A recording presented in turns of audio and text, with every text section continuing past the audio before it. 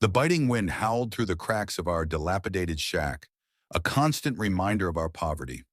Mama tried her best to keep us warm, patching the holes with rags and whispering stories of better days, but her voice often trailed off, lost in the symphony of our rumbling stomachs. I was just a child, barely old enough to understand the weight of our situation. My older brother Alex shouldered the burden, venturing into the harsh city streets each day, searching for scraps of food or odd jobs to bring home a few coins. His return was always a bittersweet moment, relief at his safety, but a pang of guilt at the meager offerings he managed to gather.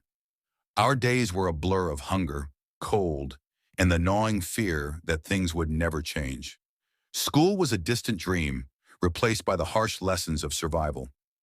The other children, with their bright eyes and clean clothes, were from a different world, a world we could only glimpse from the shadows.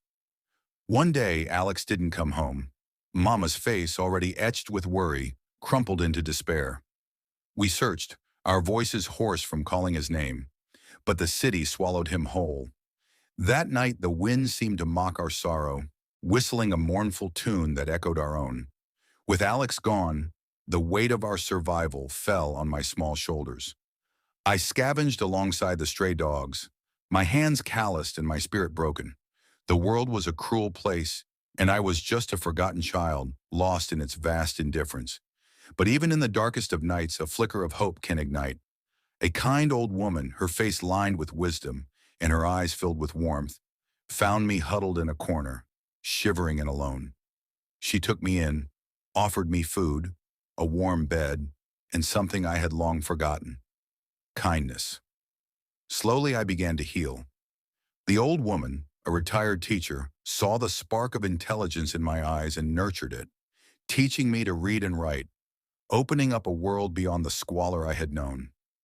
Years passed, and the forgotten child grew into a young woman, her heart still bearing the scars of her past, but her spirit tempered with resilience. I worked hard, my determination fueled by the memory of Alex and the kindness of a stranger who saw the potential in a lost soul.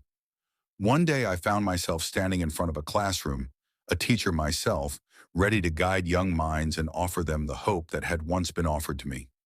The journey had been long and arduous, but the tears I shed for my lost brother were now mingled with tears of gratitude for the life I had built.